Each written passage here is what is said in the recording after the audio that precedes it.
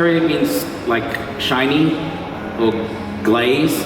Yaki means to grill or to fry.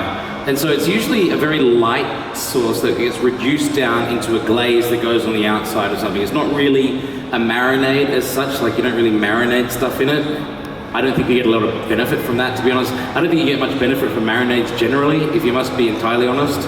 Yeah, because like putting sunscreen on your body, it's not like you put sunscreen and then your whole body is infused with sunscreen. It just doesn't work that way. That's the kind of the way marinades, you think marinades work, but you put a marinade on, it will not penetrate into meat at all. It just basically stays on the surface.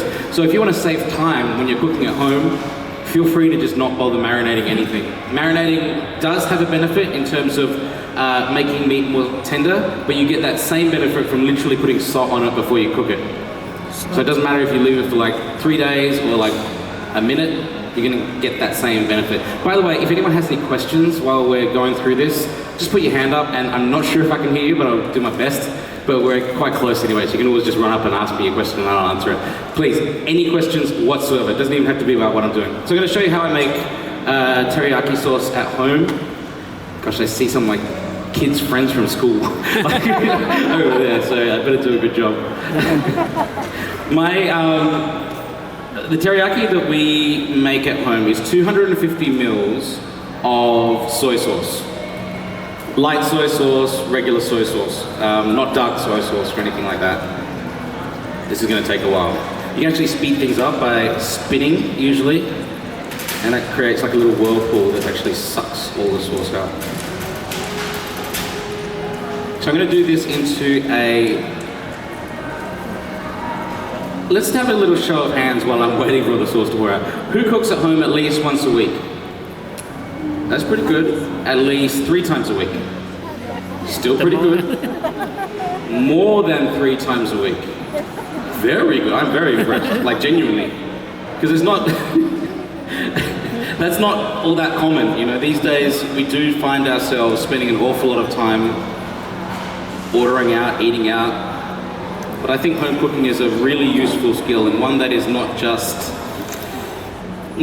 for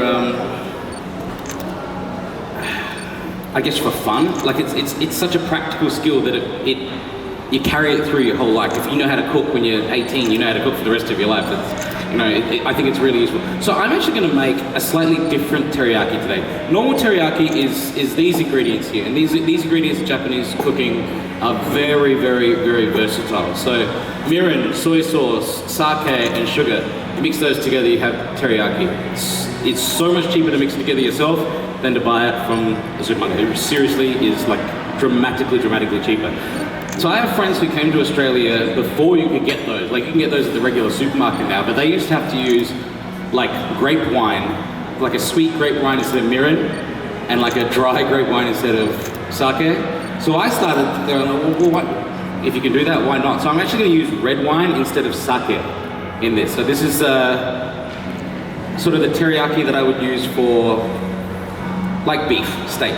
You know, I probably wouldn't put it with fish or chicken. Is there a question? There was a question, amazing. Yes, red wine does alter the flavor. It makes it taste more red wine. The question was, does the red wine alter the flavor? And absolutely it does. But it doesn't alter the chemistry. Like cooking is a lot about chemistry, and you add certain ingredients for certain uses. You know, like soy sauce is going to provide savoriness to this, saltiness and savoriness. The mirin provides sweetness and gloss. Like this is really important for that, the shininess of teriyaki. This alcohol generally provides, again, savoriness in the same way as soy sauce would, but just not without the salt. So that's why we add alcohol to food. It's not because you know, we want it to be boozy, because it generally isn't boozy by the time you get to the end of it. You add alcohol because it's a fermented product, and fermented products contain umami. And umami, savoriness, is what makes food taste good. It's so important to food. So I've mixed together 3 of my ingredients here. Red wine, soy sauce, mirin. The only reason I haven't mixed the sugar in there is because if you mix the sugar in there, the sugar sinks to the bottom and then you've got to really stir it and get it back out again. Like, there's lots of really small decisions that you can make when you're cooking to make things easier on yourself. Like, I could easily put the sugar in there, and now it would be like, how do I get the sugar out of there to get back into the pot? It's just, you know, basic kind of stuff. Things like cutting vegetables before you cut the meat so that you don't have to wash the chopping board. Those kind of things are just make home cooking easier. Question at the back there. Hi Adam, does it matter the quality of wine that you're using in your mix? So, great question, and I'm glad we have a microphone. So there's the old adage of like, you wouldn't use wine in food unless, use the same wine in the food that you're going to drink with the food. I think that is a massive waste of good wine. Because like, wine is very complex and very delicious, most of us love it, kids, you learn, but if you, like, I'm boiling it with a cup of soy sauce now and some sugar in there, like, it's not going to be the same wine no matter what it is. Like, I think as long as it is, and there is no such thing as really bad wine these days. Like, you get, for literally $3 a bottle, you can get a half decent clean skin, and so I just think it's such a waste to use a good wine in cooking. Seriously, you don't need to. I don't know who came up with that, but they had far too much money. I can guarantee you that.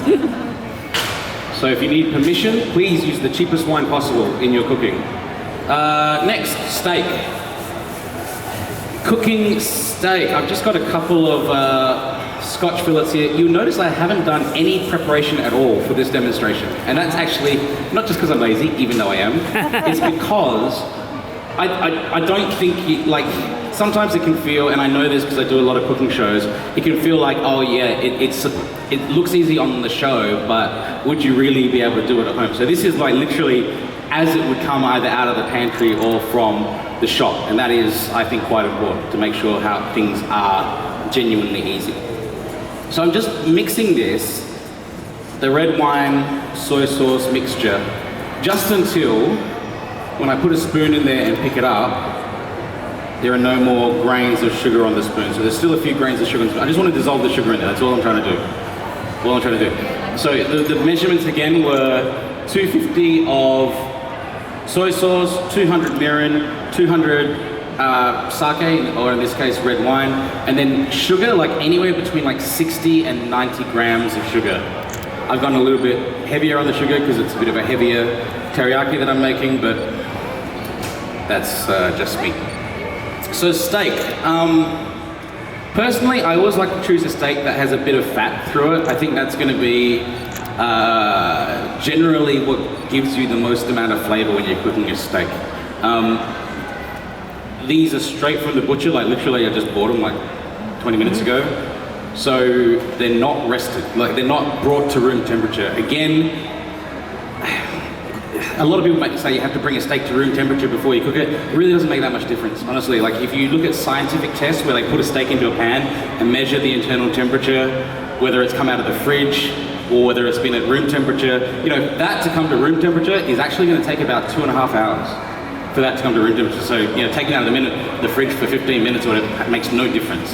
And the internal cooking time when it hits the pan, again, makes no difference. We're talking seconds difference. So I don't know how so many of these kind of non-true things or myths came into cooking, but there's really a lot of them. But thankfully there's a lot of cool people out there that actually run scientific tests on these kind of things to debunk them. Can I ask what's the difference between Japanese Wagyu and Australian Wagyu? The question was, what's the difference between Japanese Wagyu and Australian Wagyu? Well, Wagyu is different to other cows in that it's a completely different breed. It's like a different breed like Murray Grey or Angus or whatever the different breeds are. It's a completely different type of cow. If you see a Wagyu cow, it's much smaller than Australian cows usually. And in Australia, what we call Wagyu is often not full-blood Wagyu. It can be any proportion. So if you take a Wagyu cow and an Angus cow and you breed it, you can still call that Wagyu. Whereas in Japan, it would have to be a full-blood Wagyu. So if you see full-blood Wagyu in the butchers, it's usually very, very expensive. But I tend to look at it from like the marbling, like how much fat, intramuscular fat, how much fat is within the muscle of the meat, and that tends to be what people look at when they're talking about Wagyu. And then you can get into the taste and the flavour and you know what has been fed, which will then affect the melting point of the fat, because different feeding regimes and change fat. We're getting way too complicated now, but you get the gist. Cooking steaks. Oh, I forgot to turn this off. I turned off the wrong one. All right, let's turn this back on.